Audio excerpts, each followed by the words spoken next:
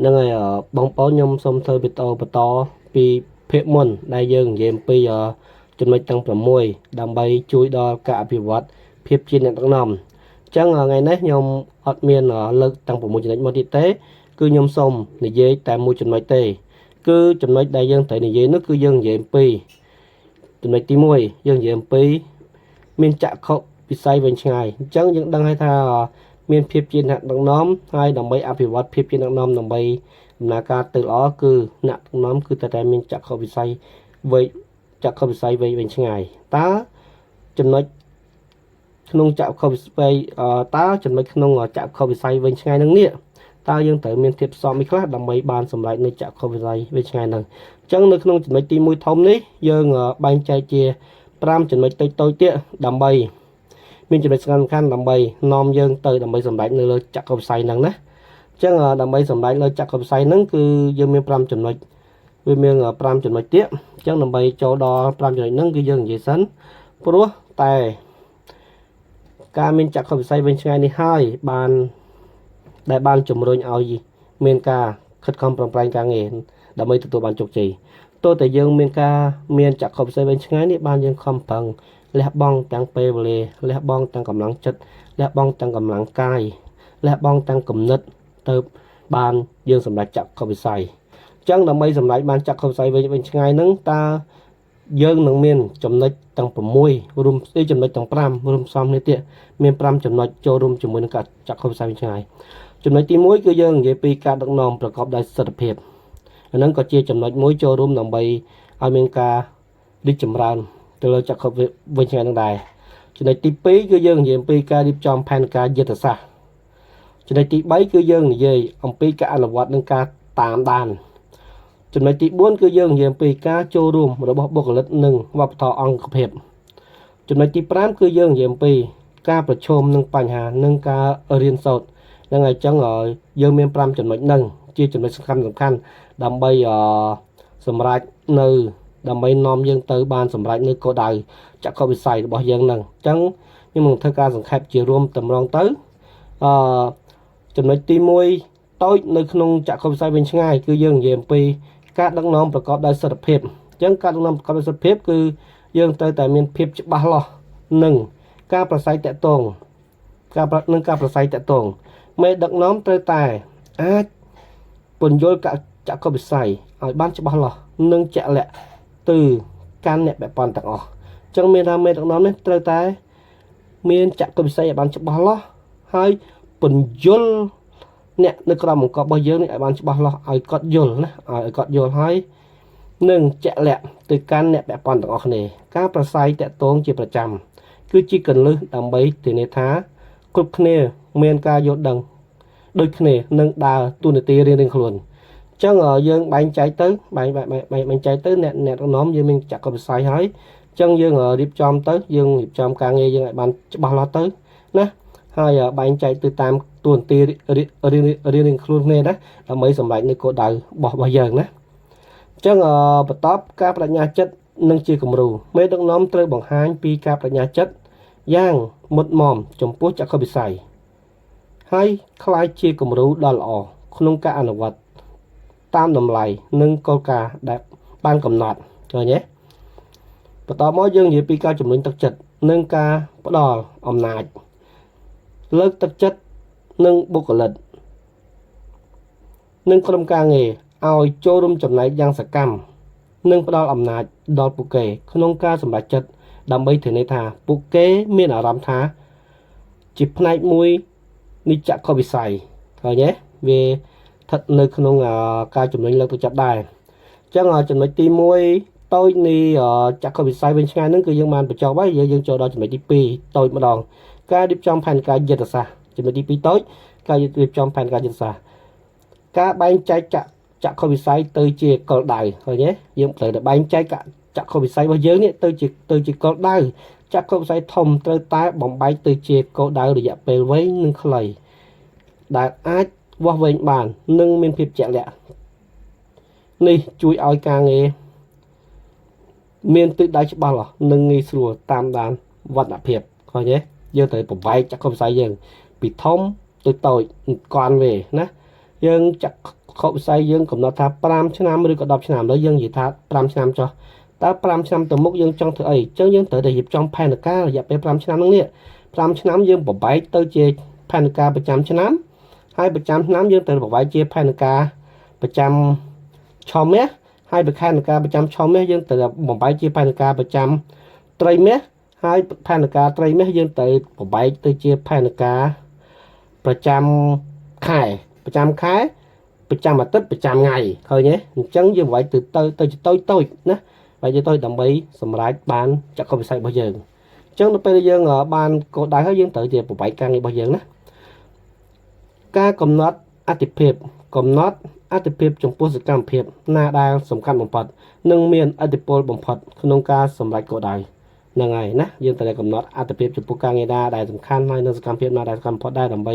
ងាយស្រួលក្នុងការសម្រេចគោលដៅរបស់យើងការបែងចែកធនធានធានាថាធនធានមានដូចជាអីគេធនធានមនុស្ស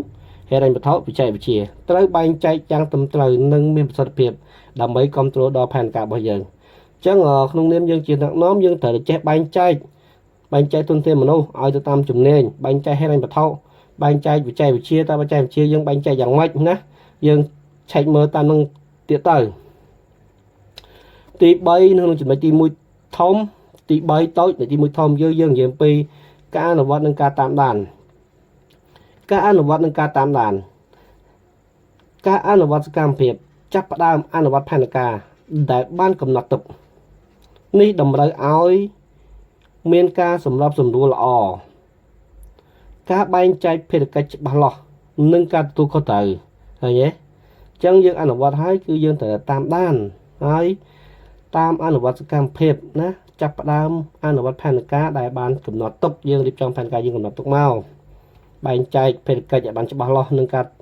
ងទៅលើការទទួលខុសត្រូវរបស់បុគ្គលម្នាក់ៗនេះការតាមដាននិងការវាយតម្លៃរៀបចំប្រព័ន្ធដើម្បីតាមដានវឌ្ឍនភាពជាប្រចាំវាស់ស្ទង់សមិទ្ធផលធៀបនឹងគោលដៅដែលបានកំណត់ហើយកំណត់អត្តសញ្ញាណនៅចំណុចដែលត្រូវកែលម្អឃើញទេចំណុចហ្នឹងទៅកែលម្អយើងមួយចំណុចណាទៅខ្វះខាតយើងកែលម្អឡើងវិញមកណាការកែសម្រួលនិងការបត់បែនណាក្នុងពិភពលោកមួយទាំងមូលនេះរឿងការកែសម្រួលនិងការបត់បែនគឺមានចំណុចមិនអត់ទេណាពិភពលោកតែងតែផ្លាស់ប្ដូរដូច្នេះផែនការក៏ត្រូវមានភាពបត់បែនដើម្បីអាចកែសម្រួលបានតាមស្ថានភាពជាក់ស្ដែងកុំខ្លាចក្នុងការផ្លាស់ប្ដូរយុទ្ធសាស្ត្រប្រសិនបើវាចាំបាច់ដើម្បីឆ្ពោះទៅរកចក្ខុវិស័យឃើញទេចក្ខុវិស័យយើងគឺកំណត់ហើយស្រេចហើយប៉ុន្តែនៅក្នុងចក្ខុវិស័យកំឡុងពេល5ឆ្នាំនេះខ្ញុំជឿថាប្រកាសជាមានចំណុចណាមួយដែលយើងត្រូវកែប្រែមានចំណុចណាមួយដែលយើងត្រូវផ្លាស់ប្ដូរហើយអញ្ចឹងកំណត់គោលដៅយើងដើរហើយបើយើងត្រូវបត់បានយើងត្រូវបត់ឲ្យលឿនណាបត់ឲ្យលឿនដើម្បីសម្រេចទៅគោលដៅរបស់យើងហើយយើងយឺតយ៉ាវក្នុងការបត់យើងយឺតយ៉ាវក្នុងការកែប្រែតាមកលៈទេសៈយើងអត់ចេះបត់បែនតាមកលៈទេសៈទេក៏អត់កើតដែរណាអញ្ចឹងយើងត្រូវចេះបត់ឲ្យលឿនបត់យ៉ាងម៉េចឲ្យវាត្រូវជាមួយនឹងចក្ខុវិស័យដែលយើងចង់បានណាតាយើងនិយាយពីចំណុចទី4តូចនៅក្នុងចំណុចទី1ធំណាអញ្ចឹងទី4តូចគឺយើងនិយាយពីការចូលរួមរបស់បុគ្គលិកនិងវប្បធម៌អង្គភាពការចូលរួមរបស់បុគ្គលិកធានាថាបុគ្គលិកគ្រប់លំដាប់ថ្នាក់យល់ដឹងនិងមានអារម្មណ៍ជាម្ចាស់ចំពោះចក្ខុវិស័យនៅពេលដែលបុគ្គលិកមានអារម្មណ៍ថាជាផ្នែកមួយនៃគោលបំណងធំពួកគេនឹងខិតខំប្រឹងប្រែងកាន់តែខ្លាំងឃើញទេអញ្ចឹងយើងក្នុងនាមយើងជាអ្នកដឹកនាំយើងត្រូវតែបញ្យល់គាត់ឲ្យគាត់មានអារម្មណ៍ថាគាត់បង្កើតវប្បធម៌នៅក្នុងស្ថាប័នហ្នឹងឲ្យគាត់បុគ្គលិករបស់យើងនេះឲ្យគាត់មានអារម្មណ៍ថាគាត់ជាចំណែកមួយសំខាន់នៅក្នុងស្ថាប័នរបស់យើងនេះណាបញ្យល់គាត់យល់ណាឲ្យគាត់មានអារម្មណ៍ថាគាត់ជាផ្នែកមួយនៃគោលបំណងធំជាផ្នែកមួយនៃសំខាន់ដែលយើងចាប់ទុកគាត់ពួកគាត់ជាសរសៃឈាមរបស់យើងទាំងអស់ណាអញ្ចឹងអាហ្នឹងហើយដែលថាវប្បធម៌នៃអង្គភាពយើងចេះបង្កើតវប្បធម៌ឲ្យក្រុមការងាររបស់យើងបានដឹងបានយល់អំពីគោលបំណង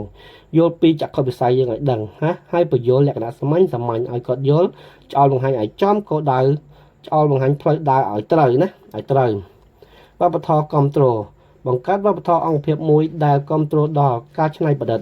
ការរៀនសូត្រការសហការនិងការទទួលខុសត្រូវវប្បធម៌នេះត្រូវបានស៊ីគ្នានឹងចក្ខុវិស័យហើយនេះយើងត្រូវរៀបការវប្បធម៌គ្រប់គ្រងណានៅពេលដែលយើងប្រាប់ណែនាំគាត់ហើយនៅពេលគាត់អនុវត្តយើងត្រូវរៀបការវប្បធម៌គ្រប់គ្រងគាត់ពីក្រោយទៀតក៏បានដែរហើយគ្រប់គ្រងយ៉ាងម៉េចនៅពេលដែលគាត់ធ្វើទាំងខុសតិចតួចយើងត្រូវតែប្រាប់អំពីការច្នៃប្រឌិតណាហើយយើងត្រូវប្រដៅគាត់បង្រៀនគាត់ហើយសហការជាមួយគាត់ឲ្យគាត់យល់ថាគាត់ជាបុគ្គលសំខាន់ហ្នឹងការទូក៏ត្រូវយើងជាអ្នកដឹកនាំណាតាបន្តទៀតយើងនិយាយពីការទទួលស្គាល់និងការលើកទឹកចិត្ត